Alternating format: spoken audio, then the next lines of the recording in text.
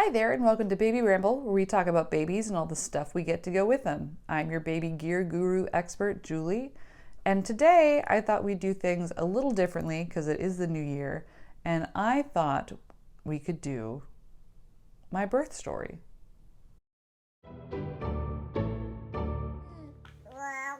Hi there, welcome back to Baby Bramble. I found it very helpful before I had my kid to hear birth stories from other people. Just little bits about what happened to them. This one went to the ICU, this one didn't. This one, the first kid was different from the second kid. This one, how terrible it was, how good it was. Just to hear a few different stories and perspectives and things that happened to them. Just to make it feel normal, and just for my brain to be like, okay, some babies just go to the ICU. That just happens, and not a very big deal. I had a friend that had their labor at home in a bathtub with a kit they had bought through a service, and it had a set price and all sorts of things like that. So just for the sake of storytelling and building a tribe and sharing stories, let's talk birth stories.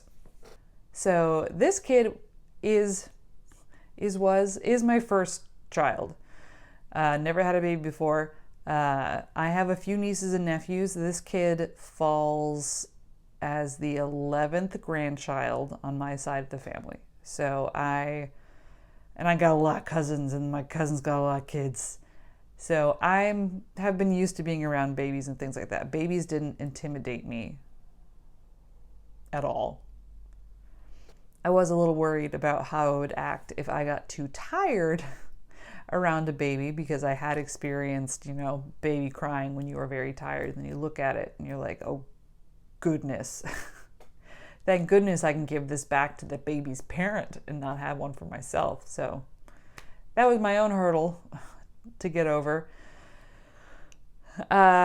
Thankfully, my pregnancy wasn't super crazy. I didn't have a whole lot of morning sickness. I had some food aversion in the beginning, and I would feel tired. So mostly there's a bunch of foods that I didn't want to eat, and it felt a little gross, but wasn't getting sick, anything like that, which wonderful. Which is great, which I very much appreciate. Thank you, baby. And it was fun to learn things like, the first few months you can feel sick because your body is basically building an organ, and that's why after the first trimester you don't really feel sick so much, because instead of everything being processed through you, we've now built a placenta, and you talk to your doctor about it. It's very fun. So because of all the food aversion, I actually lost a bunch of weight in the beginning of my pregnancy, and then I had this big plan of putting it all back on by just eating my weight in pasta, and I was looking forward to this in my third trimester. And in your third trimester is when they test you for gestational diabetes, which I had. Gestational diabetes being, it's diabetes, but just while you're pregnant. It's your pregnancy hormones are just affecting the way you're processing sugars. So we were moving to a bigger place because baby, and our last day in that place, we had gone to the doctor. We went back to our place to clean up. I stopped at the cafe across the street and bought one of every pastry because I knew I wouldn't be back there for a while. And then I got the word that I had gestational diabetes, so I had a bag of delicious pastries that I wasn't supposed to eat. It's terrible.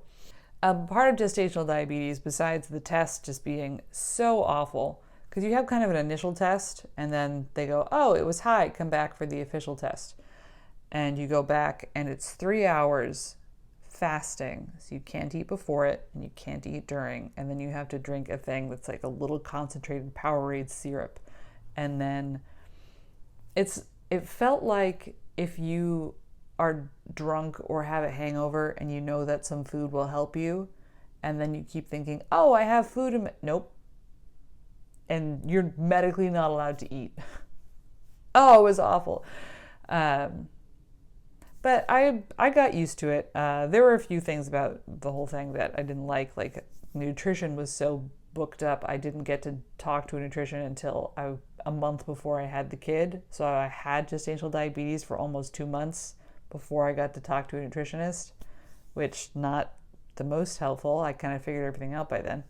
But to the birthy part, we did, because of the gestational diabetes, they watched the kid more closely. So we went back in for an ultrasound every week. And we weren't finding out the sex of the baby. So every week I would come in and go, we don't know, we're not finding out, please don't tell us. I think my doctor might have accidentally let it slip on the last day. But with gestational diabetes, my doctor said that they usually induce, because the babies can get so big, a day before to a week before the baby's due. And my side of the family also had a history of having very large kids, and my kid was big. He was in the 96th percentile.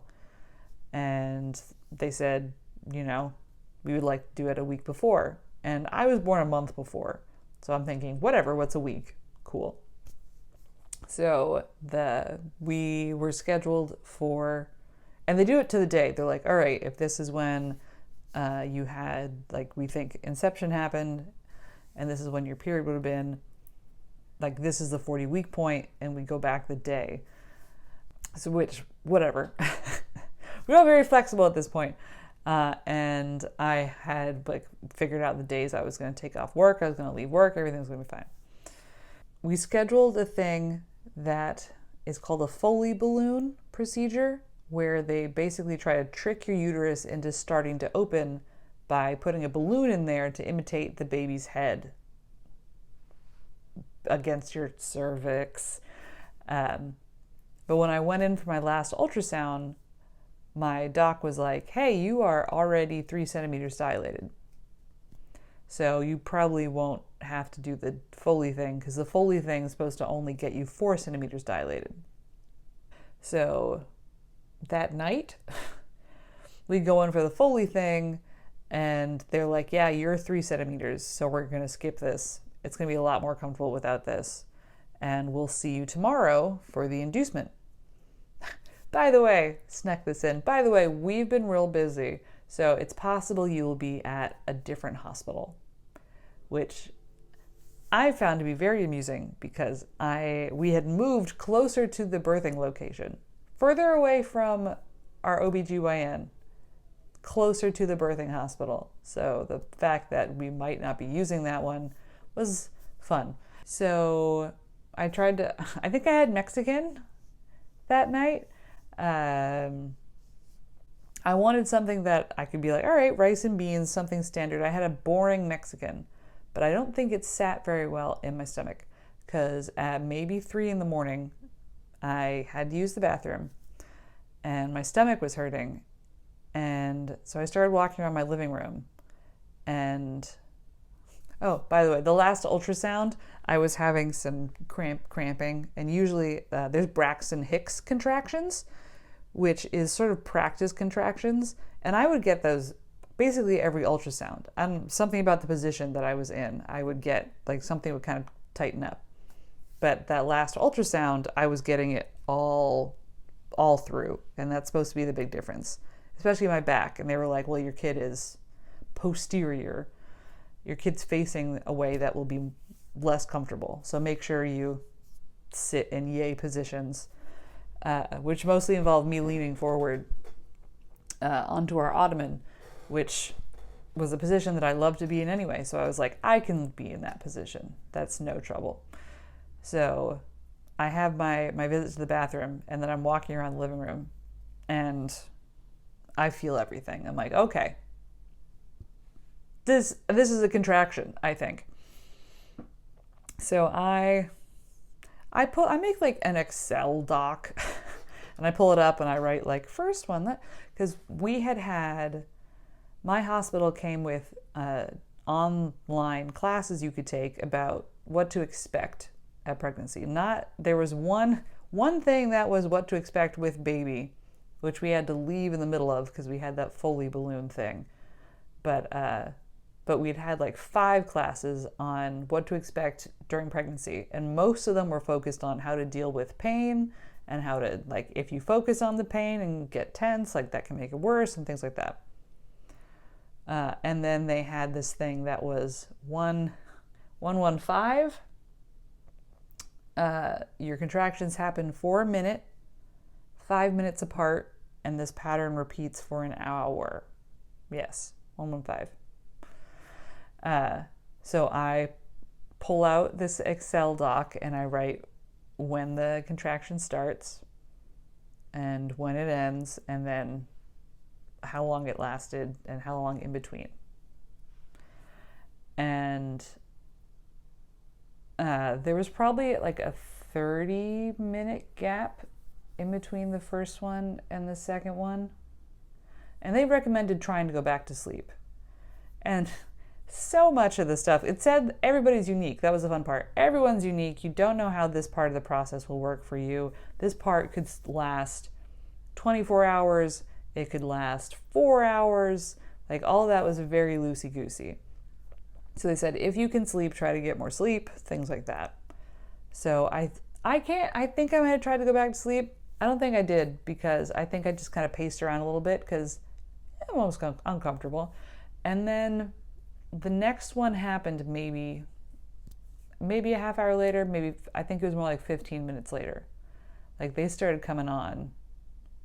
Like, it wasn't one every hour. It was suddenly like one every 15 minutes. And I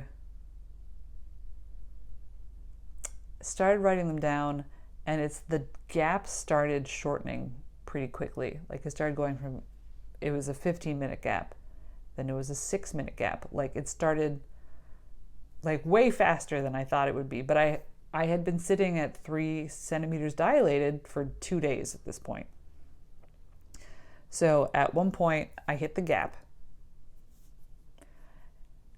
It's 4 in the morning. When I started paying attention to what time it was, but then when I was like, okay, no, that's a contraction, 4 in the morning. I get into bed and my husband's awake, and he takes my hand and I look at him and I go, this is really gonna suck for you, because he was gonna have to sit there while I'm like, so I mean, almost right then, immediately I start going into a contraction. And my husband, he's got an app, so you can just be like, boop, contraction start, boop, contraction start. So he's all about it. He's got it pre-downloaded. He pulls out his phone and we're like, all right, let's get ready. And I'm like, maybe the grandparents are with us, which was great because they had a car. I was like, okay, fine. Maybe some eggs. Give me some eggs. I can barely get out of bed. Like, I get out of bed and I'm on the floor. Knees on the floor, leaning over the bed like that. And I'm just like, like it hurt. And I remember talking to my mom, and my mom had medicated, oh no, I'm forgetting the term. IV epidurals. My mom had epidurals for almost all of her kids. My mom was giving birth to children in that fun time period between when they thought kids didn't feel pain and when kids did feel pain. Like, that philosophy changed while my mom was having children, which I think is fascinating. So, like, she went in for my mom had 11 children. 11. She went in for her 5th child, and they were like, you're 5th, you can't have an epidural. 5th child, no epidural for the 5th. And then she went in for their 6th, and they were like, yeah, absolutely, you can have an epidural. Like, fun. So I had looked at the options, the epidural, being gassed, and things like that, and I was under the... we had a nice little lovely sheet that was like, your preferences for your childbirth, and they were things like, who do you want to be there? Do you want certain things done? What kind of meds? Like, what do you want your stuff to be? And I was, trying to not do meds until I felt like I needed them. That felt good. And my mother had said that when she was brought to tears, She was like, luckily, thankfully. But the time she was brought to tears, that meant like it was time to push, basically, that it was basically over at that point. I started crying within a half hour. Like, it did not feel good. So I'm on the floor, and my husband's trying to rub my back. He maybe hit the button on his app twice before he couldn't reach his phone anymore. Like, before, like, I just needed all the help. And I was like, get me these pants, this. We had already packed our bag. Because this was the day we were supposed to go in to be induced. Like, we were supposed to go in at 7 a.m., but instead we went in at 4 in the morning. I was like, I want these pants, I want this shirt, give me my socks, give me a coat. I ate like 2 bites of eggs. Just to like get something in my stomach. My husband calls, because there's the like, if you want to ask about labor, call this number. And he was basically like, we're coming in. And that's when we found out, they had apparently been calling us, but my phone doesn't ring at 4 in the morning, to tell us that not to come to the normal hospital, to come to the other hospital. So now in my head, I'm thinking, oh God, it's going to be like a 2-hour drive. It wasn't. It was, I don't know, maybe a half hour. It felt pretty equidistant, actually.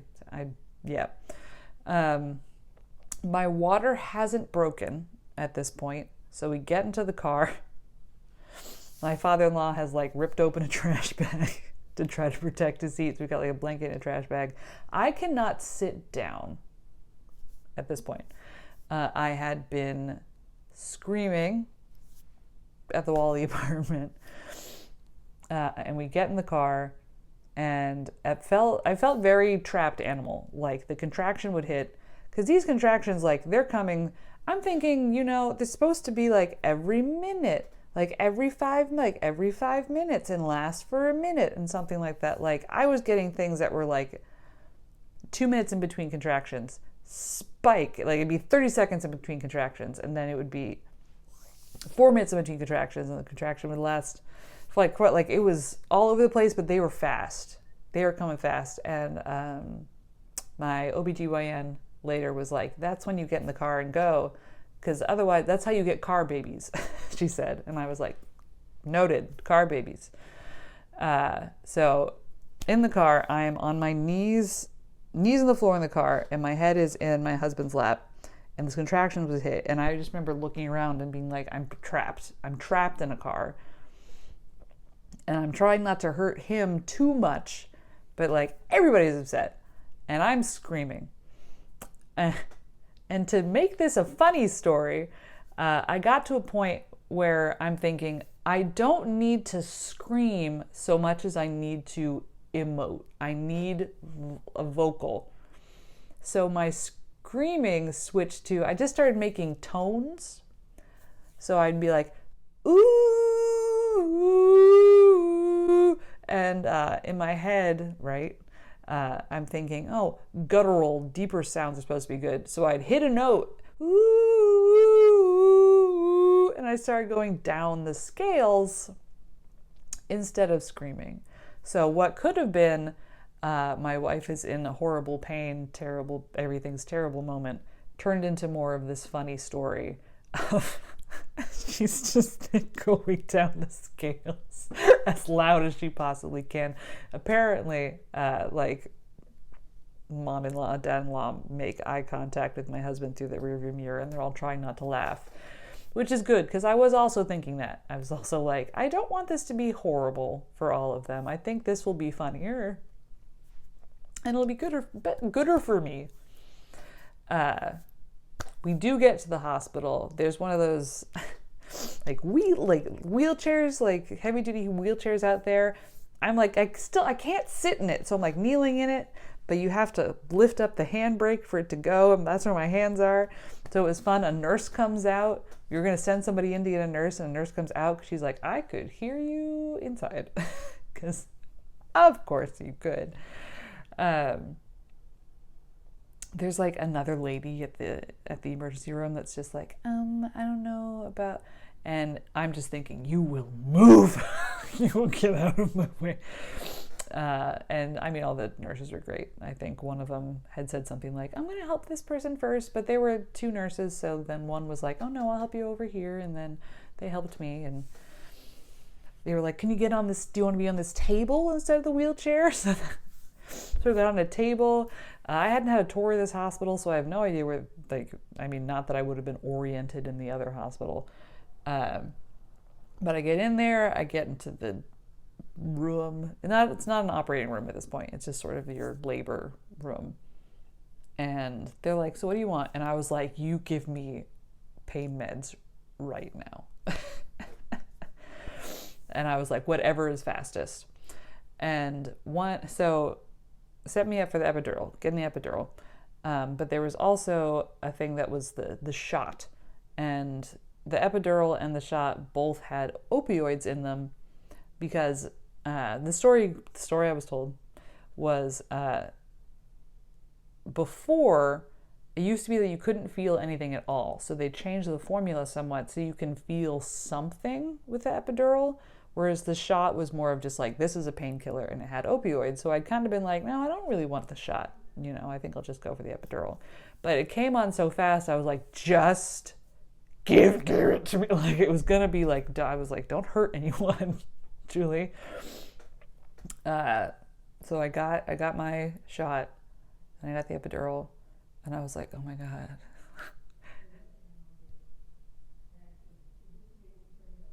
Everything is great,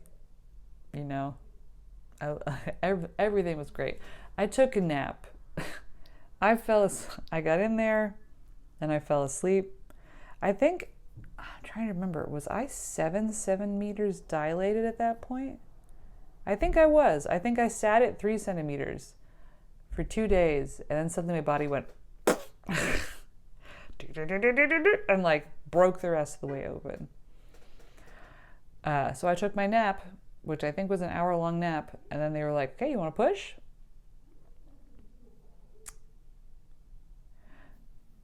And this kid, apparently I was a champion pusher. I believe someone called me a Herculean pusher at one point. I pushed so good.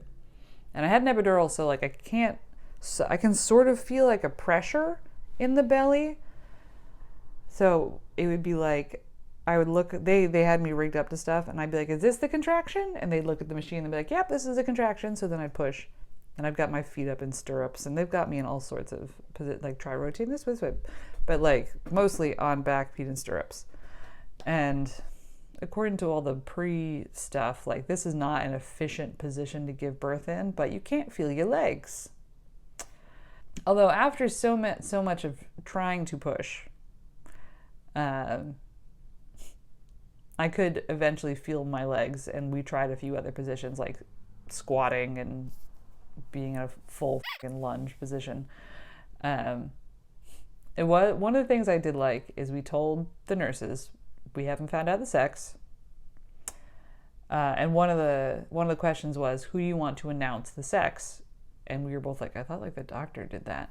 So one of the nurses was like, oh, can I announce? Oh, that's so old school. Like, how fun. I haven't gotten to do that in a long time. And we were like, great, a gift to you. You can announce, because my husband was going to be up here. He was going to be up here with me. He was not going to be down there. Neither of us wanted to see that. You know what? It was fine. Didn't need to see it.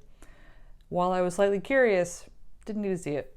And then they asked who they wanted to cut the umbilical cord. And hubby had no interest in that either. And they had not a new nurse, but a new pediatric nurse. So this would be her first cord cutting. So we were like, absolutely, more gifts to you on our great and glorious day. And my dear lovely husband made himself very useful, because he was my counter. Because I can't remember, you're supposed to push for 10 seconds, something like that. And so I'd start, and then he would count. Bless his poor scared heart. So, I mean, everyone was so nice.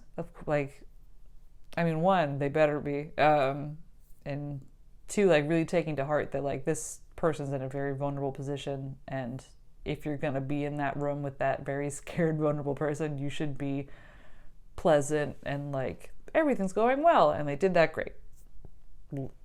absolutely amazing. Everybody was amazing. Really loved my painkiller guy and my anesthetist. He was my favorite person. My midwife was also cool. Mostly dealt with the midwife. They did bring a doctor in after about 4 hours of pushing. I was going on my third round of epidural at this point. So I had been on 2, and then they were like, we're gonna go on the you had a few options at this point.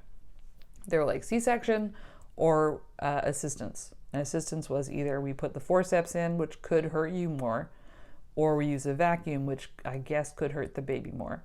And my mom did have a forceps story, so I was like, I know a little bit about forceps through that story.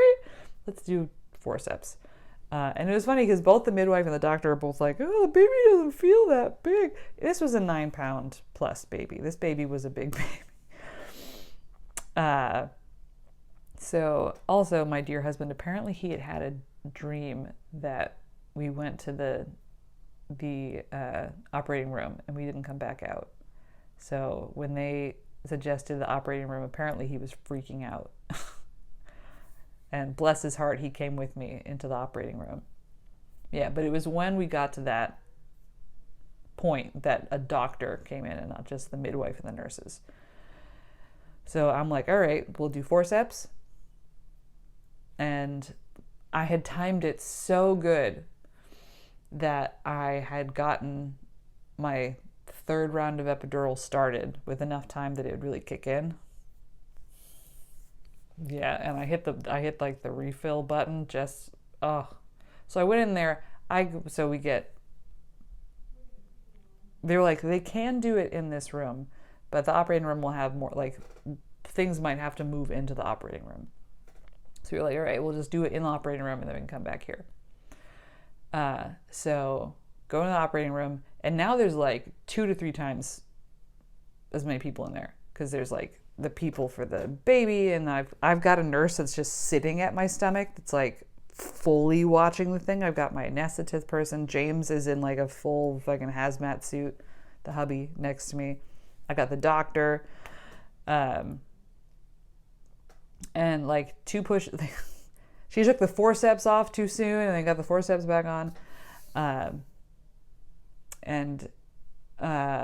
It was very sweet. My midwife had said that, I think given another hour, you could have pushed that baby out. Like the baby, it wasn't that there was like a lack of room or something. Like nothing tore extra, nothing like scraped extra. So the baby could have fit. Although from the bit that I could feel when that baby was pulled out, I don't think I could have gotten that baby out unassisted. It felt very tight in there. It was a tight squeeze for that kid. They get the baby out. Everybody goes pretty quiet. And then not the midwife, but another nurse turns around and goes, "It's a boy!" Because she had just missed it. And the nurse had said, like, "Oh, can I say it?" Like, I don't know, had been so in awe of the birth that she had totally forgotten to announce it. So then this other nurse says it, and everybody starts laughing. It's a great time. The cord gets cut. Everyone's like, "Do you want to take a picture?" And I was like, "I didn't bring my phone. I didn't bring my phone in here. No." The baby's head looks crazy. It looks like an alien. Like it's got. So there's the face is perfectly round, like fluid-filled face, and then of this fluid-filled head, and then you could see the back of the head here. It looked like that was the only part that had been coming out of my hips, like just this part, and then it went like there's just me looking at it. I was like, I don't know if I could have just pushed that kid out. If this is what had just been coming out, like versus, yeah, but like full alien head going on with a cute round face. Q is a button. Yeah, again, Everybody's so sweet. I get to hold the baby on me. Everything's great. I got the baby on my chest, and we roll back into the birthing room, and you get some time in the birthing room before they move you into like a little "this is where you live now" room, because the birthing room's pretty big. Like there's a lot of room for people, so they're not like bumping into each other. They do tests. They do were there shots initially? I know that there's a goop that they put in the baby eyes so that baby doesn't go blind. Although I think that's more related to like if you had syphilis or something, the baby doesn't get that infection. But at that point I was like, whatever. I trust all you guys. All you guys are super nice. You helped me have my baby. I love all of you. So at that point, like I'm holding my baby. Dad's holding the baby. Baby's in the warmer at one point. We didn't have to go to the ICU or anything like that. I don't recall having any issues. I recall being, I was so full of urine that it was shifting my womb or preventing my womb from resettling. So they were manually draining me. And I don't know if you've seen a sitz tub. It goes on the toilet. And I guess if you were trying to measure how much pee was coming out of you, or I think the other point of the design is that you can like put some water in there and like wash up under there. But it's got like, it's not a small amount, and I filled like 2 of those to the brim. Like I had a lot, like I don't think I peed at all. There were definitely some times where I could feel some fluid on my leg. Like I am sure I pooped all over these people, and there were definitely some gushing that happened at some points during like my pushings. Just being like, oh, nope, I don't think that gush was pee. I think that was water breaking. Because like we were in the car at some point, like being in the car afterwards, and like, are you sure your water didn't break? And I was like, I'm pretty sure my water hasn't broken. Because one of the ultrasound people said that their water it seemed like it was more above the baby instead of all sitting below the baby. And I think that was true. Because even with the pushing, like it didn't burst right away or anything like that. Yeah, so I guess that's the exciting part. I do remember when my husband told me the story of being afraid about the operating room. I was like, I did have a moment where I was thinking, if we don't figure out how to fix this pain, I'm not going to survive this. Like, I'm going to ask you to make it stop. Which, I mean, is scary, but like, thank goodness we have methods of dealing with pain, you know? Like if this was an era where I didn't have any sort of pain meds and I was pushing for 4 hours and nothing was happening, like I could have died.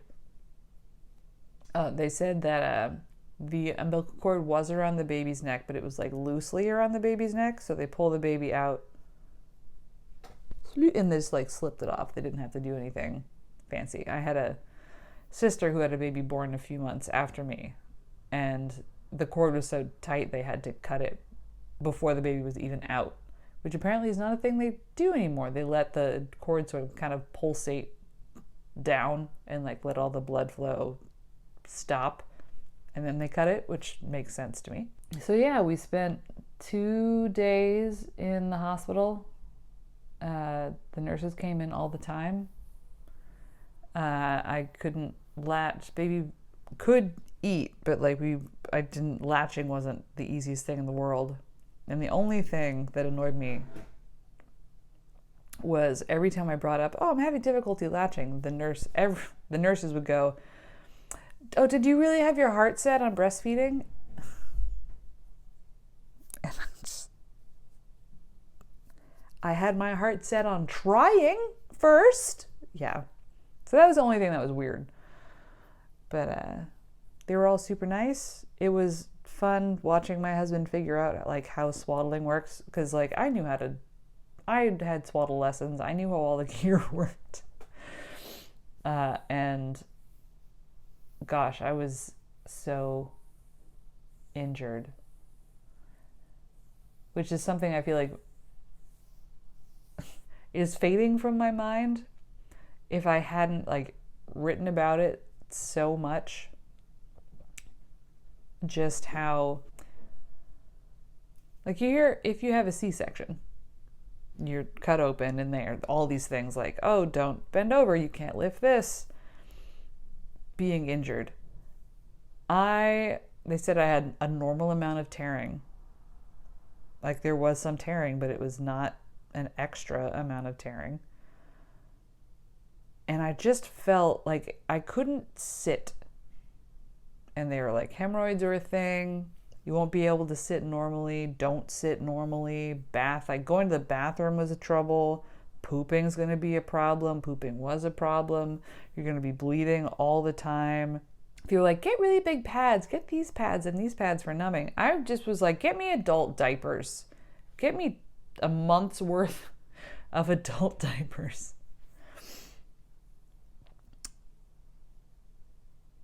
Yeah, that was a mess. I remember getting home and being like, I'm going to try to change, or I want to shower, and just being so stiff. And I had a change of pants, but I hadn't brought like a change of underwear. And I get into the shower and I poop myself right there in the shower. I think I just had to go so bad and I couldn't stop it that I got partially undressed and was just like, nope, and like hopped into the shower and was just like, and then I'm like, James, could you get me clean underwear maybe? I got pants, but I didn't get underwear. Yeah, that was rough. And like anytime I had to breastfeed the kid, I had to sit. So every time I sat down, it was this horrible like slow sitting on a pillow. Is this pad too big and it's pushing on me too much? The numbing stuff, like try spraying this numbing stuff on you, and I don't know if that was really helping. I'm told that my stitches healed up real good, but it just, yeah, I don't think we talk about enough just how injured you are, no matter what. I mean, I remember going for walks. There were so many, especially before I had the baby, they were like, your baby's got to drop. So your job before this baby is born is to walk. You walk and that will shift the baby down. So much. Like, so we just were like, let's go look at antiques, and we just moved. We were like, let's go find a table for this and a chair, and so much walking with such a big belly. And I remember going on some, not nearly as many walks afterwards and just being like, I am so injured. I wore basically the same pair of shorts and like the same skirt the whole time. I am still basically wearing one of 3 nursing tank tops because they are the easiest to use.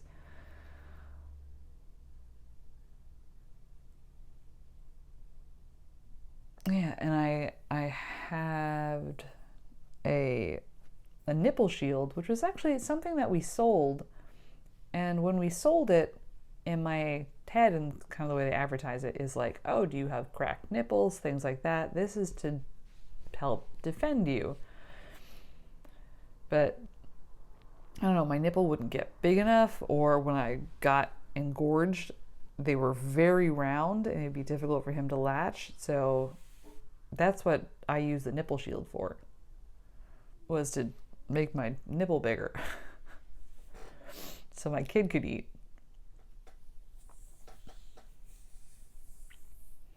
Yeah, thank goodness for the nipple shield. Everything's trying to hurt your back. My back was very uncomfortable. not as uncomfortable as where my stitches were, but like trying to sit, it was so hard to sit, and you have to sit every time you feed the kid. It was rough. It was a rough time. Amusingly though, probably some of the easiest times sleeping wise for me, because they say things like, oh, sleep when your baby sleeps, blah, blah, blah. And then people are like, what about all the other things I have to do? But the baby was only eating and sleeping in the beginning. So I would feed him and then place him back down, and he would sleep. And then I could sleep if I wanted to, or go do something if I wanted to, and then wait for him to wake up. And when he woke up, I would go back in and I'd feed him, and then he'd go back to sleep. Like, super easy. It was when, like, time had passed and he started being awake in between the feedings that I was like, oh, now what do I do? Because I'm also still injured and pooping is still hard. And now I have to, now he's awake. And that was probably the harder part of the whole sleeping thing. Because everyone's like, catch up on sleep now. I'm like, actually, the first few weeks of bringing him home, the sleeping was not that bad. It was the later, when my personal story involves still dealing with him waking up every 3 hours for 6 months, which is apparently not the way you're supposed to do it, but nobody told me. Yeah, that was also weird. Like, you have your doctor visits, and I had my lactation consultant, like, a phone call, kind of check up, like, a month in. They're like, so how you doing? But then that's sort of it. Like, you have some doctor's appointments every 3 months or so, but there's, like, so much time in between where you're not getting new information or advice or anything like that. So there's a lot of opportunity to be like, there's a lot of opportunity to not know that you don't know something. So I actually just learned this morning about appropriate times for sleep weaning, which does not match up entirely with some of the mommy blogs. But just a little frustrating to realize that there were maybe things that could have made my life significantly easier and given me a lot more sleep if I had known to know about them. So that's another hole in the system. And, you know, only having 3 months of unpaid leave, also a hole in the system. Oh, that's for another story. Another time for that one. But yeah, I guess that's my birthing story. Thanks for tuning in. I can't really think of anything else to say other than everything that they give you in that hospital is for you. So if you want to take home a receiving blanket, take it. If you want to take home some of the giant pads and underwear that they give you, take it. If you want to take home diapers, take it. Those are yours. You can even do what I did, which I did. I think that one of the nurses told me to do this. She was like, hey, if you want more of that, like, stash some in your bag and then request more. And I was like, I will do that. Because they had these monster pads, and I was like, I need more of these monster things.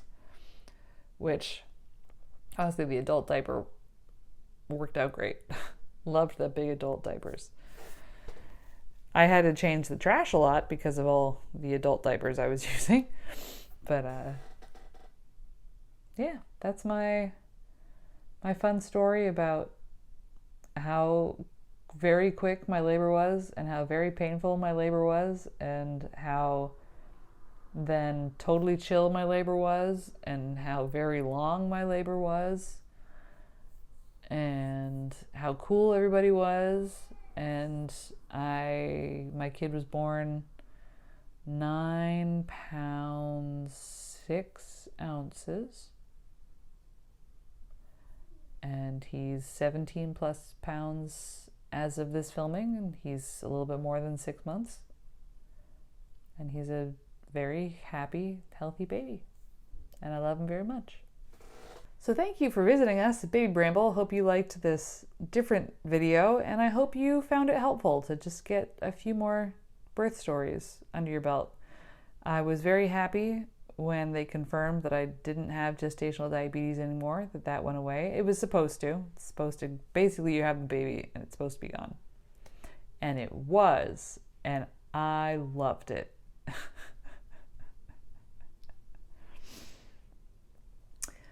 Happy New Year's to everyone.